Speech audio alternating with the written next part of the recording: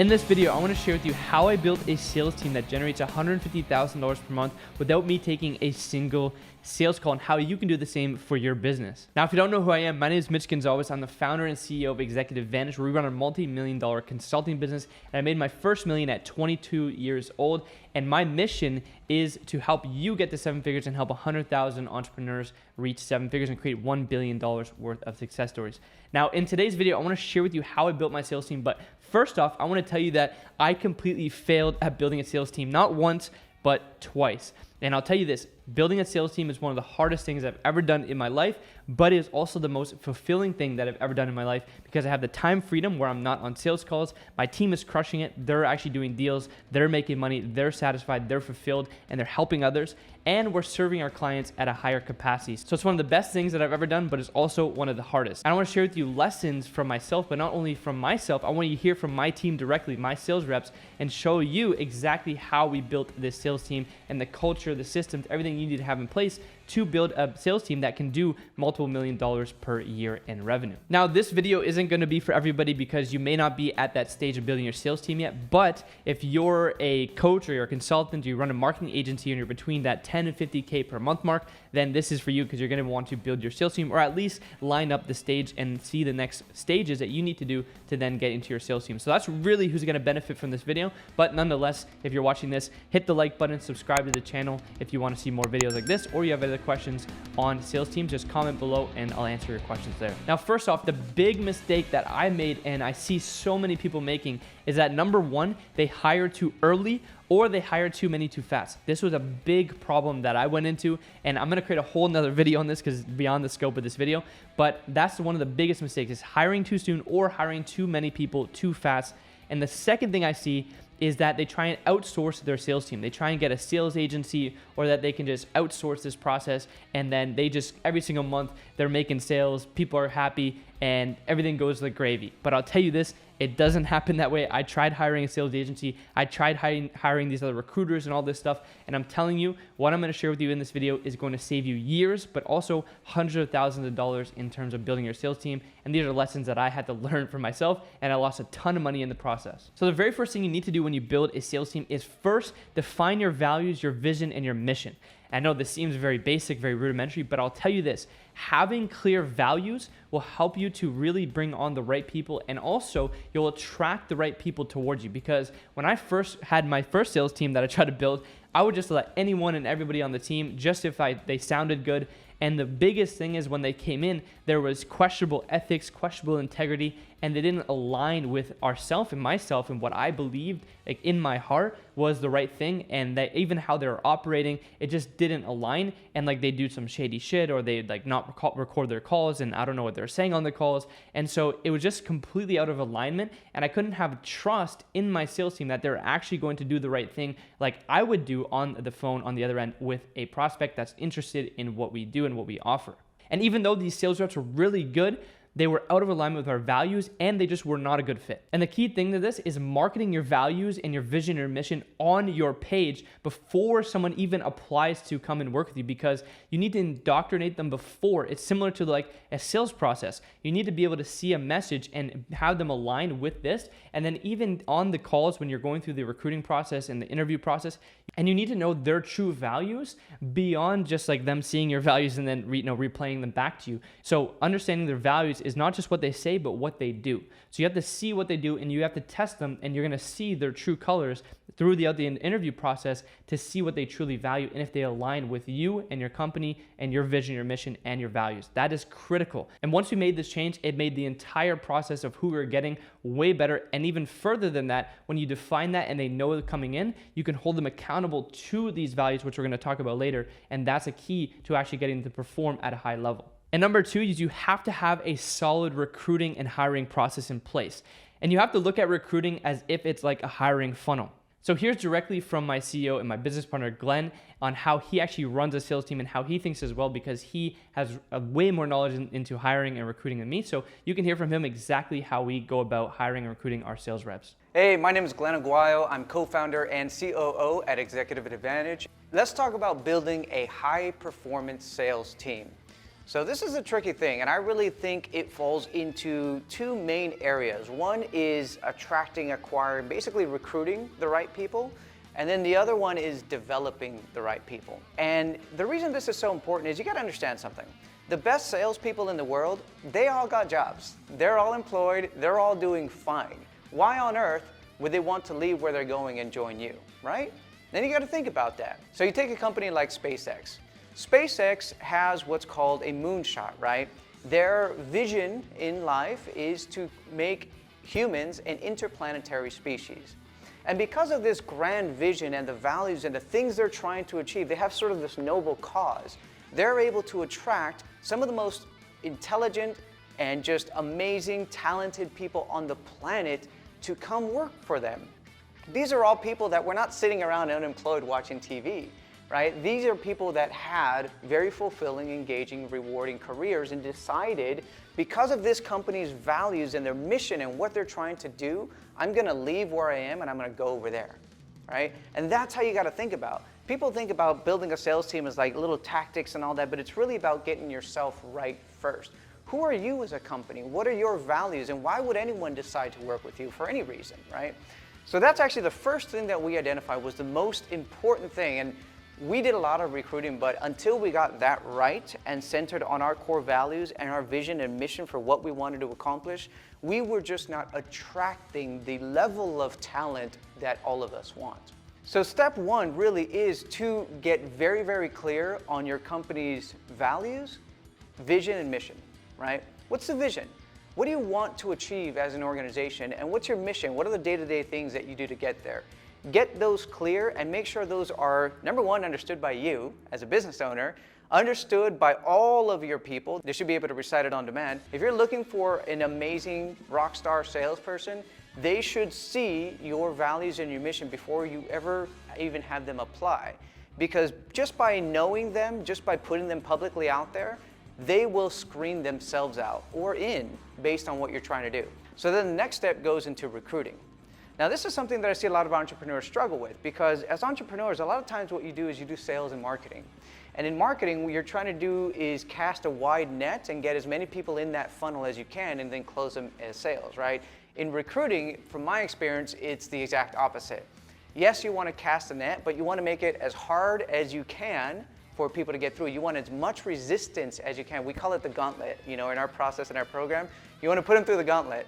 And the gauntlet means you want just tight, a lot of resistance, and you really only want one or two people to be able to make it through that funnel. It's the opposite of marketing. So what does that mean? It means you don't want to upsell. You don't want to talk it up and say, this is going to be the best thing in the world, and you're not going to have to work, and you're going to make $1 million. No. The opposite. You want to make it sound hard. You want to make it sound challenging. But you also want to call out that there is this reward. There is this potential to join an amazing team, to work doing something you love with people you love, which is really the most important thing in life, and to achieve this grand vision like we talked about earlier. So that's really step two, is making sure you have a process for screening out people, not pulling a lot in. And what we recommend is having multiple people screen and focusing your questions on sort of more challenging aspects of the job and seeing how they do. Any good salesperson should be able to get rejected and pivot and come at it a different way. So that's actually something that we cover in depth in our program and show you how to reject someone and then see how they respond back to see if you can move them forward. So it's a very powerful process, and that's kind of how we advise you move them through that funnel, then get them to join your team. Once they join your team, they need to feel supported. And this is where Mitch's leadership style really comes in, because he's just there to help, there to support, but at the same time, he's done thousands of sales calls, so he has amassed years of experience on the phones, grinding, talking to clients, and understanding every little nuance and every little piece. And that's the same stuff that he puts in our training program as well. In fact, part of our onboarding process for our own sales team is to put them through our sales training that we have for our clients. So they go through the same thing. They understand how our program works. They understand the training. They get the script. They get all the resources they need, just like our clients would, and they're ready to get on the phone. Then once you have them on the phone, really what you want to do is you want to understand how you can coach them. One thing about leadership is, we don't want to tell our people what to do, just like we don't want to tell our clients what to do. Yes, we give frameworks and we give instruction and we give help, But our goal is really to make them the best version of themselves, whether that be our sales team or our clients. So that means asking questions, that means challenging, that means forcing them to think creatively and innovate and understand what it is that will make them a better craftsman, what will help them improve in their craft. So I get this question all the time. Where do we find our sales reps? Where do you find good sales reps, right? I'll tell you this, the best places to find your sales reps are in your community. So if you run a coaching business and you have other clients that are already in your coaching business, it doesn't matter what it's on. Those are the best because they have the conviction. They actually bought in to your solution already. The next best one is paid groups with sales trainers or free groups with sales trainers. So if someone's in that group, they're investing in themselves, they're already typically a salesperson if they're learning from other salespeople and they're in a group with other salespeople, they know they have passion, they know they're interested in sales, those are the best as well. And you can find them on Facebook groups, LinkedIn groups, you can find them if they're just already a high ticket closer. And the best thing is you want to find people that are typically already at another company selling. And it doesn't really matter what they're selling, but the key to this is finding salespeople that have alignment to your offer already. So they sold something very similar to what you offered. Or number two, they have good sales experience. The best ones that I found is you do want to have somebody that has sales experience because I'll tell you this, the ramp time to get them actually producing and into KPI is going to be drastically shortened if they already have sales experience. But again, one of my best sales reps, Jake, which you're going to meet in a second, he didn't have any sales experience, but he had really high alignment to our market in our industry because he was in other groups and programs and actually building a financial coaching business before he joined our program. So he had high alignment there, low sales experience, but he was passionate, he was committed, and he had the conviction to be able to sell it. But on the other hand, Alan, he had both, right? So he was already in the industry, he had his own coaching business, but he also worked for someone else in our space that sold something very similar, and he also had sales experience. So that's another really good rep. Again, the lower you go on that spectrum, you're going to get decent reps, and it's going to be harder to actually promote them and get them to start producing in KPI faster. And the key to recruiting and hiring sales reps is you need to have like a recruiting pipeline. The opposite of marketing is you're trying to filter and disqualify more people, and you're trying to basically guard the gates. And you only want to hire A players. Do not settle for anything less. Now, the fourth thing is culture is king. I'll tell you this, culture is the most important thing of the entire process. That aligns with your values. So your culture and your values, they align very heavily. And you need to put strong emphasis on building a great culture. You need to make it fun. You need to make it enjoyable. You need to make it like an environment where the people are growing, they're expanding, they're constantly learning, right? They're fostering even relationships between the team, right? They're learning from each other.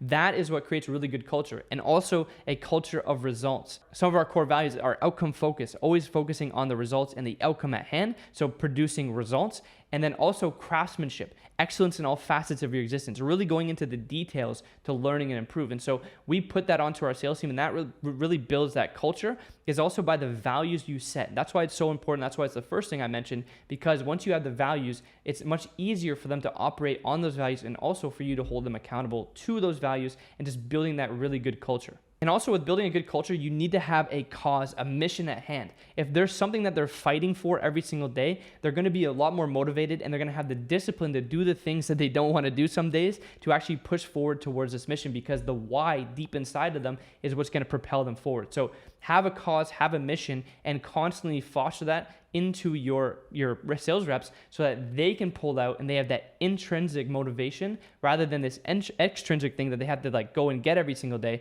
It's just they're just going to be fired up because they're trying to move forward in that cause. Number 5 is servant leadership will create a high performing sales team. So you have to really think about this from the perspective of your sales team, is that you work for them. You are the servant to them. Okay, because if you're serving them, they're going to be able to serve your clients, your prospects at a higher level. So for me, when I wake up every single day, when I'm, throughout the day, I'm reaching out to them. What can I do for you, man? How can I support you? I'm the servant to them, and I'm leading them from this stance, not of like, you need to hit your numbers, like this dictatorship. It's like, how can I support you? How can we move forward in terms of hitting your goals, your personally, what they want to fulfill for themselves, but then also, pushing forward to impact more people in our business so that we can help more people, right? So it's all coming from that servant leadership standpoint, and that frame is what's going to create that high performing sales team. And the key to this is you want to focus on the soul more than the numbers and the KPIs and everything like that. I'll tell you, this was a big shift for me, is when I started focusing on the soul, meaning the actual person in front of me that I care about them. I care about their growth. I care about them pushing forward in terms of improving themselves. And when I started to get down into the soul, even when we have our one-on-one meetings, I'm literally just trying to see, okay, what is up in their life? How is their girlfriend, or how is their family? How are they feeling, right? Really getting into like the soul of the person and what is their mission at hand? What is their goals and ambitions? And how can I basically help them to fulfill those? Because it's not just about the company. Obviously, the company is number one in terms of making profit and pushing forward and helping our customers, right? And being obsessed with that. But then it's also with our team, right? Our team is right up there, almost on par with our clients, because if we can help our team to support them and serve at a higher level, then they're going to be able to serve our clients at a higher level. And so team and clients are very high up there. And so you always got to think about the soul of this person and get down to those levels and really meet them heart to heart and see what is really up if they're underperforming. Because if they're underperforming, it's not like, oh, you need to make more sales. It's like, what's really going on, man? Like, how can we push this forward? How can we, get you out of this rut to actually, move forward and, help you achieve your goal of making 10K a month so that you can buy your girlfriend a engagement ring or something like that, right? It's like those things that are going to motivate them further than just like KPIs and numbers and like being like pushing things down their throat. That is not a way to run the sales team. But on the other hand, as the leader, you still have to hold them accountable to their numbers and their KPIs. But again, you want to meet them at the heart and at the soul. Now, number 6 is managing sales reps. How do you manage sales reps? This is something that I struggled with for years. I still struggle with this. Even leadership, I still struggle with. But I'll give you some rules and some frameworks that I use to manage my team and how I put it in place to really get my guys to perform at a high level consistently. Number 1 is meetings. So how we have it structured is we have one all hands meeting with the entire team every single week on Mondays. And so this is where all the team's on there. And a key thing with these sales reps as well is making them feel heard, making them feel they're a part of the team because they are part of the team and not just like a cog in the machine, right? So when you're on these meetings, on these weekly meetings that we have with our team, I'm getting their feedback on marketing, I'm getting their feedback on product, I'm getting their feedback on just what do we need to improve, little things like that. And just really going through like getting their input, so making them feel heard. So we do an all team meeting there, and I'm going to show you a structure for that. The second thing we do is a midweek huddle, and then we do one which is on Wednesdays, and then on Fridays we do an end of week review, look at the numbers and KPIs. And essentially how I run the meetings, so for the sales meetings, is we first started off with like kind of personal, like how are they doing, what's in their life. We go into wins, so we share wins, personal wins, so from this week. We show client wins, so I'm constantly putting client wins, and I'm breeding that, like we're getting results, we're building that conviction with the team. So I'm constantly putting client wins in front of them, right? We share some wins as a team. Next, we go into looking at their KPIs and their numbers. So we pull up the tracking sheets, we pull up the leaderboards, and we look at where are they at from this week to whatever day it is. Like let's say at the beginning of the week, we set new goals. If it's the midweek, we look at, okay, where are they at? Are they on track with their targets from this week? Okay, what are they going to do to hit their targets by Friday, right? So midweek allows us to see, and basically allows me to see and check the pulse of the team. Are they on track? Are they not on track? What do they need to do to hit that? And I let them tell me, and what are they going to commit to, right? So I get them to tell me and they commit to things so that by Friday, we can review that and make sure they're hitting their goals, right? Then we go into some training. So either training on like objection handling or how to reframe the offer, prescribe the offer, things like that. Or we go into a call review. So we review one of their calls, we break it down, break down one of their calls or one of my old calls and kind of just show them, okay, here's what they need to position. What I found is that you need to also show them good calls where they did well and then also calls where they didn't do well. And you can give them positive and negative feedback on both. And the second thing with managing a sales team is accountability is everything, okay? So accountability on hitting their targets, projections, and what they said that they were going to do. So accountability is also when they say they're going to do something and then they don't do it, then you got to hold them accountable to that. Okay, why didn't they do it? Kind of digging into that. Hold them accountable to the things that they say and the things that they do. So that's the first part of accountability. The second part of accountability is holding them accountable to our values, okay? So I'll give you a prime example of this. So when I'm reviewing one of their sales calls maybe, or I'm looking at whatever the case may be, I'm looking at, okay, did they follow the values? And if they're out of alignment with the values or they maybe just like forgot or something like that, I'll bring it up to them and I'll hold them accountable to that. So an example is, let's say that one of these prospects, they look like a good fit in the CRM, but they cancel a call, right? Well, I'll sit down with them and be like, hey man, I saw that you canceled this call when they look like a good fit. I mean, this is living out of integrity, which is our first value, integrity.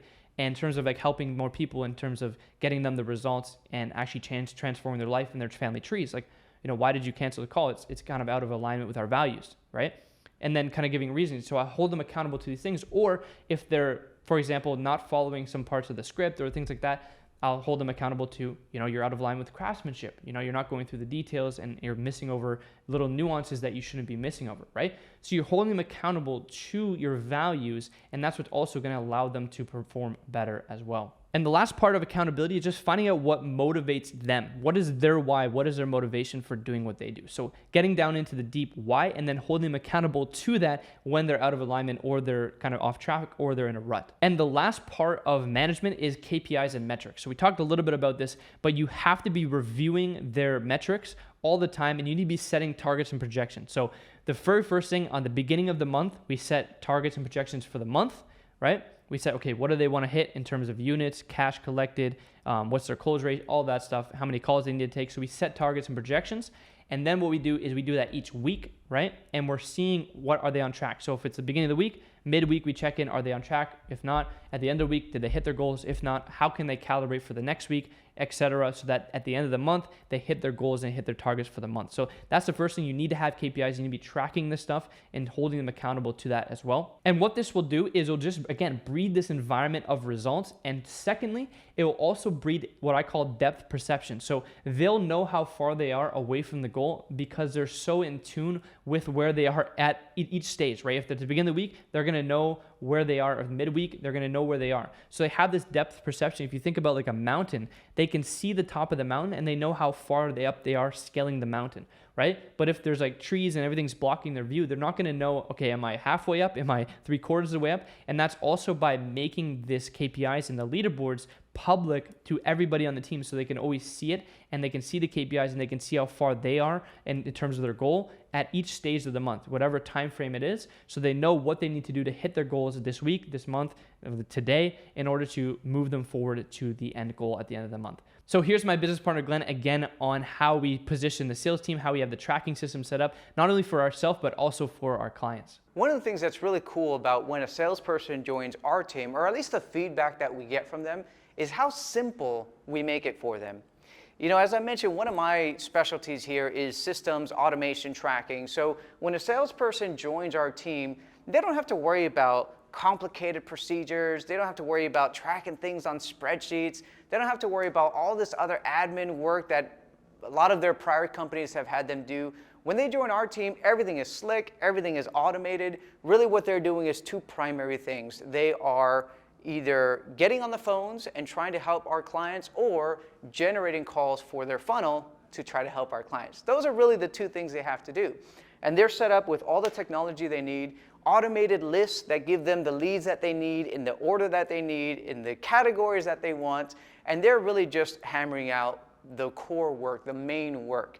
It keeps things simple. All of the tracking is done in real time. Anytime a payment goes through, they get automatically notified. They have their own dashboard where they track their results. They see all of their commissions. Everything they need is in one place, and it makes life so simple. That's one of the things that we actually do get a lot of feedback on, is when people join our team, even our clients are just blown away by the systems we have that make their lives that much easier. So really from their perspective, they walk in, they do a little bit of training, they're on the phones, they're getting deals, and they're having a blast doing it. A problem that we had as a business, we knew that we were still relying too much on spreadsheets, and every individual was kind of entering their own information, but it wasn't that accurate. It had human error. They weren't going back and making updates or catching split pays on their tracking sheets. And everyone was doing it individually. So we had this environment where nobody really knew what anyone else was doing, and that was not leading to the best results. So, I kind of thought about it and I thought, all right, how do we solve this problem? How do we evolve beyond spreadsheets, create these sort of online, real-time data tools, and then how do we create this leaderboard that creates this competition that we want? So, I went to the lab, as I call it, and I kind of put my headphones on, didn't talk to anybody for a few days, and developed these tools to help our team get out of this sort of plateau where we were and help our team understand, oh wow, this is what's going on, and this is where I need to improve. And this is who's doing better than me. I can't have that, right? So we created this environment that is fantastic. And this is how we sort of design our tools. It's not just about, maybe making a pretty dashboard, even though they are pretty dashboards. It's about solving a problem. What business problem did we have? Oh, no transparency. Okay, great, let's create a tool for that. Oh, we want everyone to be able to see where they are. We want that competition. Okay, let's create that leaderboard. Oh, we need this, we need that.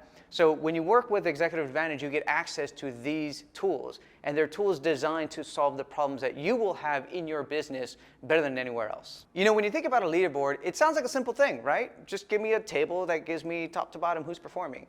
But when you think about what goes on that leaderboard and where that data comes from to feed it, especially if you want to automate it and you don't want to do it manually, it can be quite complex. So when we were putting that together, we realized we needed two leaderboards first off. We needed one for our prospecting team, and we needed one for our sales team. And so our prospecting team, we wanted to track every single email they did, how many people replied, or every single email they sent, how many of those replied, every single phone call they made, every single text they sent, every single LinkedIn message they sent, and how many of those replied. So you have to track all of that information. How do you do that in an automated way, especially when the data comes from a variety of different places? And then on top of that, the things that they do, their activities as we call them, produce some outcome. What is that outcome? Well, usually they're discovery calls or their strategy sessions. So that call information comes from a different app. We use Calendly for that. And then when you think about going a little further down the funnel, then those discovery calls turn into sales calls for the other team, right? And then when you go a little further, those sales calls, some of those turn into sales, and some of those have revenue and cash collected attached to it, right? So now your sales data comes from a different place, and then the money comes from Stripe, right? So you got to connect all these different systems and feed them into one place to create a tool that generates that value. No easy thing. And you can do that manually, but when you try to do that automatically, you're trying to create integrations, you're using webhooks, you're using automations, and you're sometimes in APIs, and you're collecting all that information into one place and producing that leaderboard for your team. But we've done it in a way where neither our sales team nor our prospectors have to do any more work. In fact, we took work away. Our prospectors were using tracking sheets, and so were our sales team, and we said, you know what, guess what? Effective today, no more tracking sheets. They loved it, right? They knew that all they had to do was go into the CRM, click a button, and all of our reports would be updated in real time.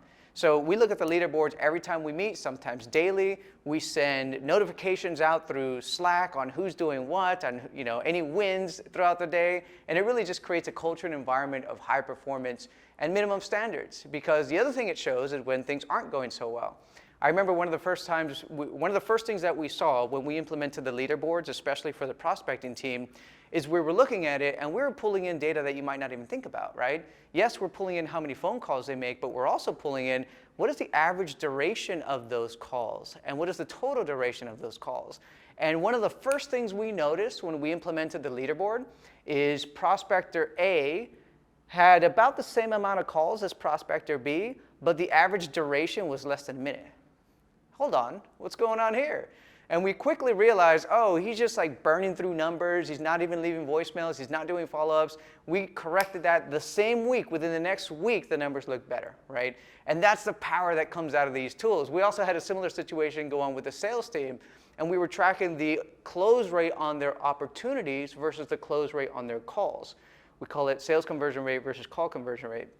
And we noticed one guy's sales conversion rate was double the other guy's. Well, what's going on here? We realized we had a problem where one of the sales reps was canceling too many calls, and so now we had to address that. So that's the power that comes out of these really transparent, real-time tools that you can add to your business, is you can find these little nuances, and you know exactly what you need to focus on and exactly what you need to tweak to get the biggest bang for your buck. So you can hear directly from my team themselves. So I want to introduce you to Jake. He is one of our senior advisors here at Executive Advantage. You can hear directly from him, his experience with working with us. Hey, I'm Jake with Executive Advantage. Working with Executive Advantage, it's been great. One thing that really drew me to the team and the company early on was how our values aligned, as far as really trying to do things at the highest level, and especially our value of integrity and client success and client obsession. We want to do everything possible to help you succeed. And as a former coach and consultant myself, I love being able to see the step-by-step process of helping you be successful so you can turn around and go help so many more people be successful. Again, one of the things that's cool here in my involvement, like not only do I get to be, one of the senior business advisors helping give people a vision that we then get to go execute and help them change their lives, but also getting to be part of things on the back end too. So helping on, some of the coaching calls or following up with clients and helping them get to that next level, as well as things like our marketing and our ads and having my voice be heard as far as, hey, this is what we're seeing. This is how we can update our craft. Craftsmanship being one of our 4 main values of that feedback being quickly heard, quickly implemented to make sure that we are firing on all cylinders, not just for us but our clients as well. So it's just been really cool where not just being simply a cog in the machine or some forgotten about sales guy or anything, because that's not what it is. Like truly get to be an advisor both internally and externally, and it's been a really cool experience. I think I can speak for our whole team, like nothing fires us up more than when the client comes in, executes on the plan, and then gets to be successful and gets their first sale and closing and starts scaling this thing up. Like that's why we do what we do at the end of the day, and it's super cool to get to be there from start to finish all the way through. And here's Alan. He's another senior advisor here at Executive Advantage. You can hear from him, his experience working with us and what they like about our company, our culture, and how we run our sales team. Hey, what's going on? Alan here with Executive Advantage. I'm one of the coaches with the company. Been here for a few years. For me, what I would say in terms of the company culture at Executive Advantage, we're all very driven individuals, and at the end of the day, Mitch, the management team, they're all focused on helping everyone in the team become better. So everyone's very much goal-oriented. We're very independent, so it's not really like the micromanaging side of things, but we definitely believe in having A players within the company. So everyone knows our targets and we're self-driven, but at the same time, we have people in the company that care about you, they care about us, and they're always pushing us to help achieve our goals. So whatever you need in terms of development, Mitch or the management team will go out of the way to help you out. From there as well, it's always important to be able to have opportunities, to be able to make a career out of where you're at in Executive Advantage, and just having that opportunity to, obviously earn good money, earn good commissions, but at the same time, more importantly, having a team that cares about you, that you can grow with for the long term. And everyone's fun, enthusiastic. We lead based on our values. One of them being, for example, like integrity, having fun, having a winning culture. And at the end of the day, everyone's here to level up and post those booms or those wins in the community. So hopefully you found massive value in this video. I wanted to show you exactly how I built a high-performing sales team and how it produces over $150,000 a month every single month without me taking a single sales call, and how you can do the same. And I'm telling you, there's so many more lessons that I can teach you on sales team and all this stuff. So if you have any questions about sales team or how to build a sales team, when the right time is, put your comments below. I'm gonna be answering every comment, and I'll also create more videos on sales team. If you like this video, right, hit the like button, and then also subscribe to the channel if you wanna see more videos like this. So that's it for this video. If you like the video, hit the like button, hit subscribe, and I'll see you in the next one.